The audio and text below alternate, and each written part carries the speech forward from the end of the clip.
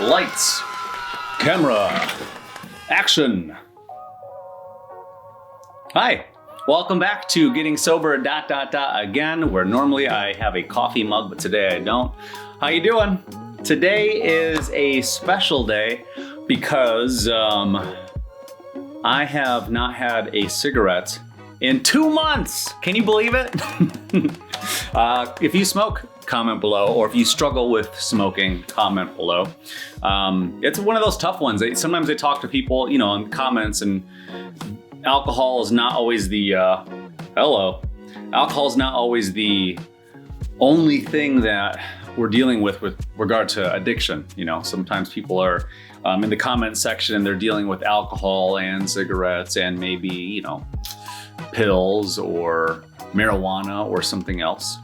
But I've talked to people before, and I know that we're all different, but my personal opinion with cigarettes is that I feel like cigarettes are harder to stop than alcohol. And I remember, I distinctly remember when I was in kindergarten, and when I was in kindergarten, they had somebody up on stage. It was somebody, it was in the gym, fifth grade. Or I'm sorry, first kindergarten. I was 5 years old. I don't know what I said before that, but I was 5 years old. It was kindergarten or first grade. It was some sort of assembly, and it was a person up there at stage talking about cigarettes. I think it might have been during the Say No to Drugs kind of campaign type of thing. And I think I don't think that they were there just for cigarettes, but I remember that one specifically. And they were talking about the rat in the maze or the mouse in the maze, and how the rat would go. They would trick the rat with nicotine and whatever it was. I can't remember what happened. It was 20, 30, can't remember. I don't know how old I am. It's 35 years ago, basically. But yeah, so I remember them talking about how addictive nicotine was. And I thought to myself, just like everything else, I thought to myself, that doesn't apply to me because I'm definitely not going to smoke. So I don't even know why we're in this assembly. We're 5. But maybe had I paid it, I was paying attention. I was like, oh man, that poor rat or that poor little mouse doesn't even know that's chemically addicted. And they were talking about how he chemically addicted to cigarettes and all that stuff. And so today, this episode's not all about all the stats and statistics about how many people die, but a small one is all the leading causes of death. Cigarettes is number 2 or number 1. I can't remember which one it is. But it's up there, right? And depending on what study you look at, then it's medical malpractice may be number 3, or heart disease might be number 3. So it's between alcohol, tobacco, heart disease, medical malpractice are the top 4, just depending on how you slice it up and what data you're looking at, right? But so for me, for the last 2 months, I've not smoked. And you might say wait a minute, I remember you said you're almost 4 months sober. So does that mean, yeah, it means I was still having a drag or two to get through my days, after I quit drinking. So I'm sorry. But I didn't really have that. It wasn't a bad, it wasn't a bad habit, but it wasn't I wasn't smoking a lot to begin with, right?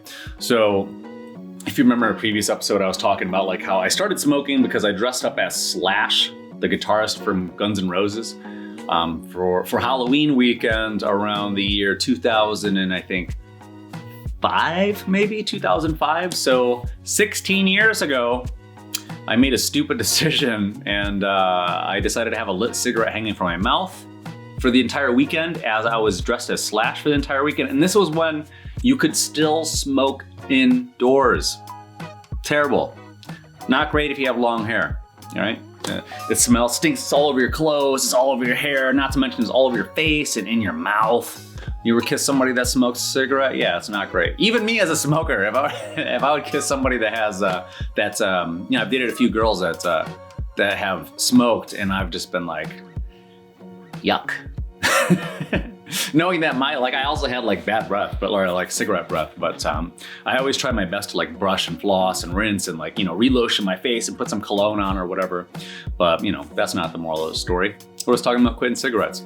So you might say well, how'd you do it? How did you do it? And the interesting part about these episodes right now for this channel, Getting Sober Again, is right now Again, I don't know when you're watching this episode, if it's in the future. It's definitely not in the past, right? But this is right now, it's winter of 2021. It is February. It is mid to late February of 2021 when I'm recording this episode. But it's still the time of COVID. And at the beginning of COVID, I was still like just going ham. I was still just, burning the candle at both ends. It's like, well, everything's getting shut down. Government's giving out free money, and I think everybody was in the same boat. It was a great time to be alive. At the no pun intended. At the beginning of COVID, it was a great time to be alive because a lot of people seem to be flourishing. That maybe hadn't been flourishing. A lot of people weren't stressed out by having to go to work, and a lot of people were seemingly having a good time and guilty. So I was still doing the darn thing, as they say. I was still drinking and I was still smoking, but so my habit with smoking, it wasn't a lot. I wasn't. So I still didn't like the smell of cigarettes. I never. I didn't like hotbox in my car. If I ever smoked in my car, I always rolled the windows down, and I would always then roll on all the windows and air that car out for like another minute or two after smoking a cigarette, if I'd done that.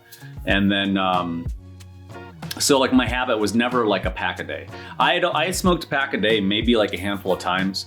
And that was like in extreme circumstances. Like I had gone to a music festival and I'd gone, say, balls to the wall with regard to having a good time and partying, right?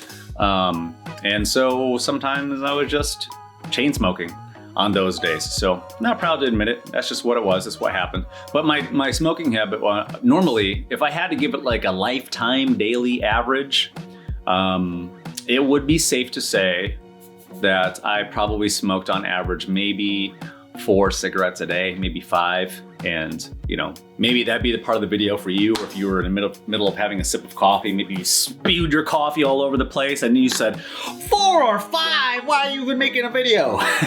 But I'm just letting you know, maybe the whole point of this is maybe we relate. I don't know.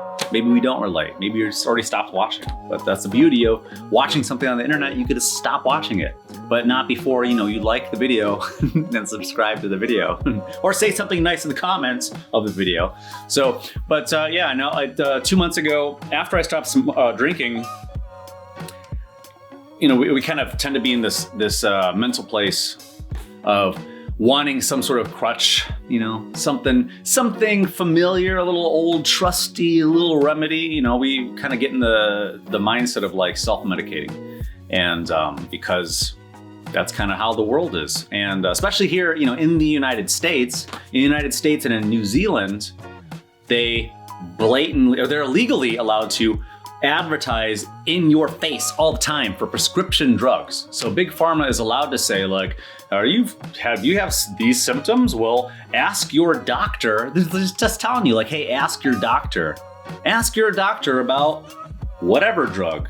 And then a little butterfly floats around, and then like somebody's picking strawberries in a basket, and it's like there's this really soft glow, and then somebody's smiling in slow motion, somebody else is smiling back at them, and then at the end they're just like, you might get like severe diarrhea, bloating, nausea, you might go unconscious, you might even die, and then like the people are still like picking the strawberries. So it's like I don't know, but that's what happens in this particular country. I know some of you are from outside the United States, but here in the United States we get hammered over the head all the time with, you open a magazine, prescription drugs. You watch your favorite show during the daytime or at nighttime, prescription drugs. You're on the internet, prescription drug pop-ups are all over the place.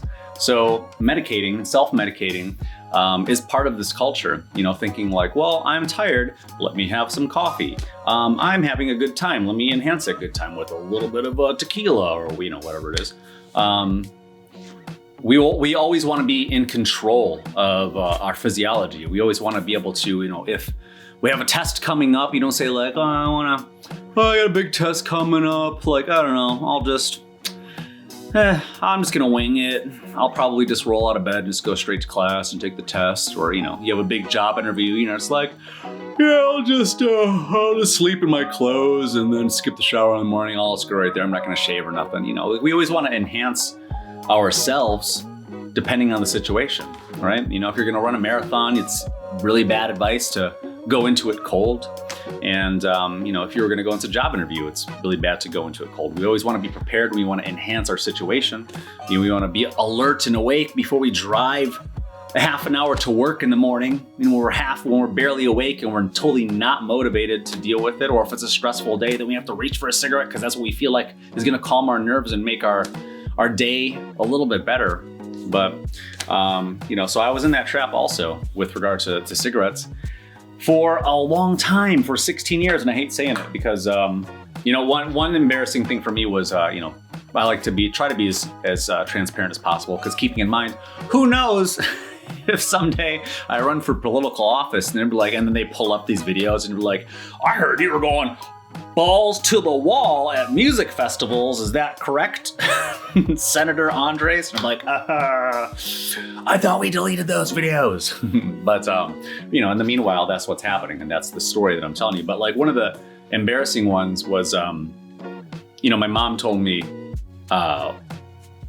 when I told her that I quit smoking, and this was a while back, when I quit smoking, I think, at the beginning when I started making these videos 2 years ago. And she said something along the lines of, oh yeah, I knew you were smoking, because I never did in front of my mom. I never smoked in front of my parents. I didn't really, want to be associated with being a smoker. My friends knew that I smoked, but even still they would say I don't really identify with you being a smoker.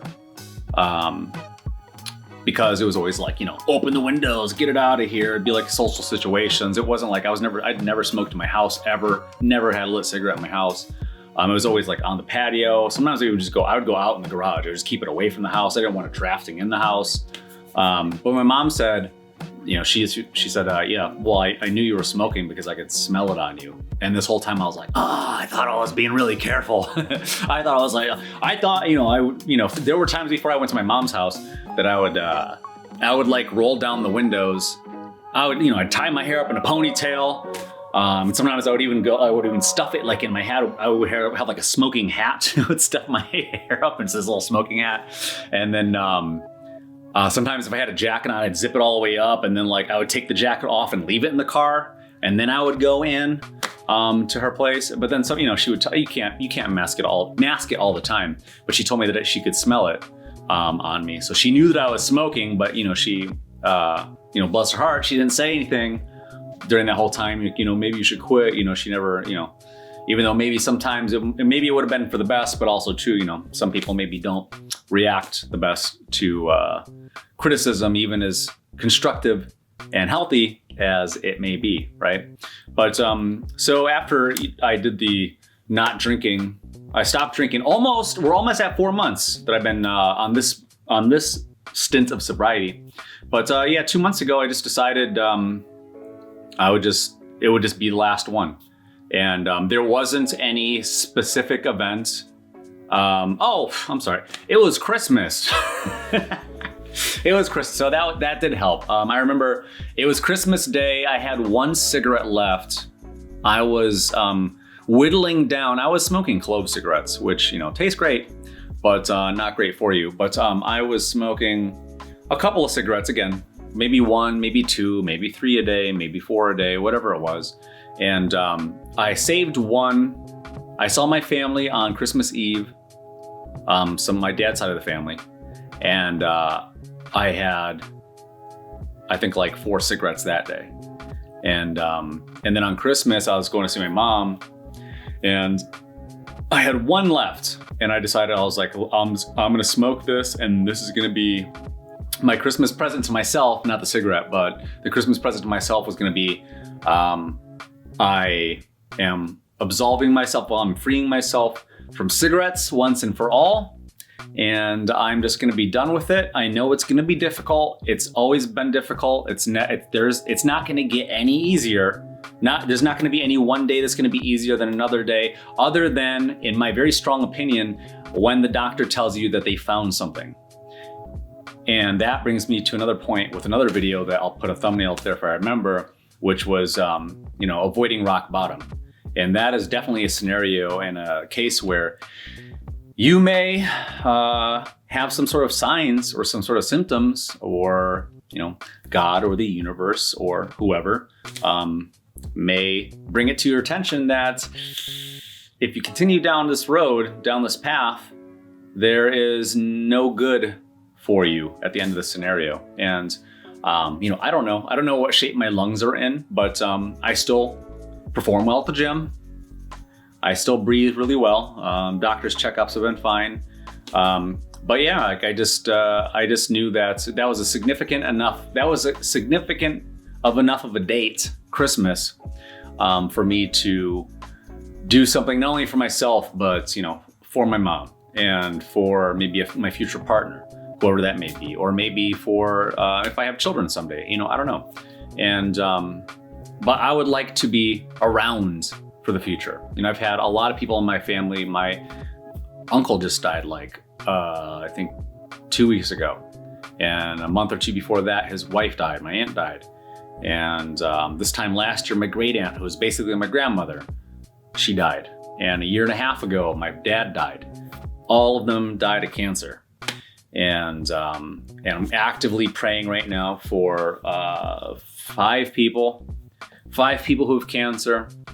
And, I don't want to be in that boat, and I remember when my dad passed away, he was still drinking, carrying on. And, and I don't know, I didn't witness it. So I can't testify in front of a jury of my peers that, what he was doing, but I know that he was drinking a lot.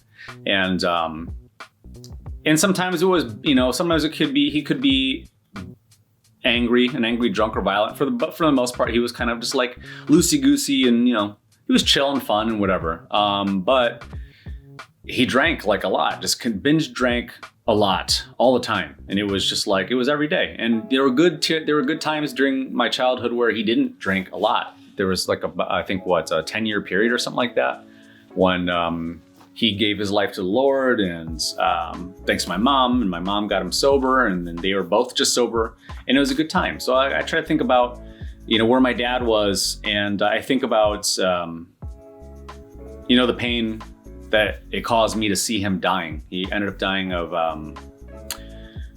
prostate cancer, and it metastasized, and it spread to his hips, I think, into his spine, and it just spread pretty rapidly. And by the time they found it, by the time he did anything about the pain that he was feeling and the symptoms that he was feeling, he was already stage 4. So he didn't do anything about it. He just kind of kept on. And, and I get it. Some people, one kind of anecdotal way of looking at it is, some people say well, I didn't have, they could talk about going to a doctor, and it's well, I didn't have cancer until I went to the hospital, and it's now you got to worry about that. So sometimes for some people, it's out of sight, out of mind. It's I don't know if,